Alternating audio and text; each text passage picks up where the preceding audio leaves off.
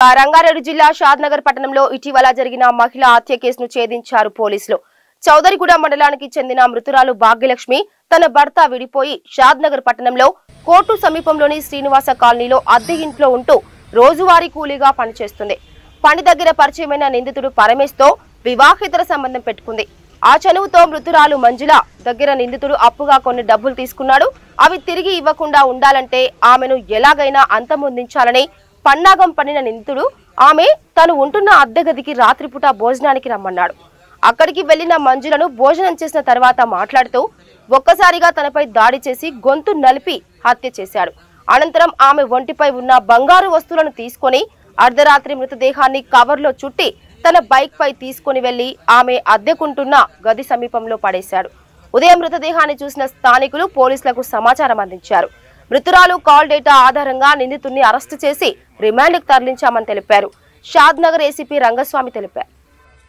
తను ఆ రోజు 27వ తేదీకి సాయంత్రం 5 గంటల సమయంలో తను చిలకమరి అనే గ్రామానికి వెళ్ళి అక్కడ పూడిక కొంత తీసి తిరిగి వచ్చినట్టు, తను హనుమంత్ అనే వ్యక్తి ఆ పని పిలిపించినట్టు, దాంతోపాటు ఇంకొక అతను పరమేశ్వరి ముద్దాయి కూడా వెళ్ళినట్టు తెలిసింది.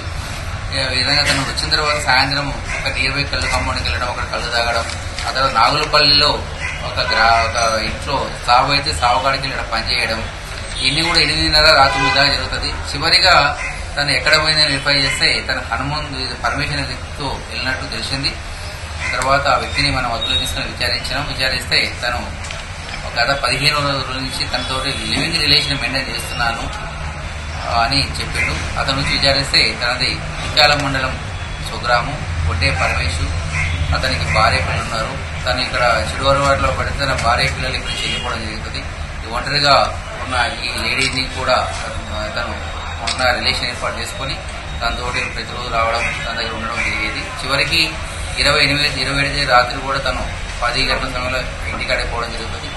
తనకి ఈ లేడీ ఏదైతే మృతురాలు ఉందో భాగ్యలక్ష్మి, ఈ భాగ్యలక్ష్మి ఆల్రెడీ వివాహం అయింటది. తనకు భర్తను వదిలేసి పిల్లలను వదిలేసి ఇక్కడ ఒక్కతే ఉండి ఇక్కడ కూలి పని చేసుకుంటా ఉంటుంది. తన దగ్గర కొంత డబ్బులు కొంత బంగారం కూడా తను గమనిస్తాడు. ఎటైనా అవి కాజల తలంతో ఆమెను డబ్బులు కావాలి బంగారం కావాలంటే తను ఒప్పుకోకపోతే ఆ రోజు స్కప్పులు అయితే స్కప్పుల్లో తను గొంతు పట్టుకొని తీసుకొచ్చి చంపేయడం జరుగుతుంది. చంపిన తర్వాత తన ఇంట్లో ఉన్న ఒక డస్ట్బిన్ కవర్లో ఫస్ట్ చుట్టేసి నెల బెడ్షీట్లు తీసుకొచ్చి బెడ్షీట్ కట్టేసి ఆ ఛార్జీల బయటతోటి మూట కట్టేసి తన ఉన్న ద్విచక్ర వాహనంతో అక్కడి నుంచి మనకి జస్ట్ నేరస్థలానికి సుమారు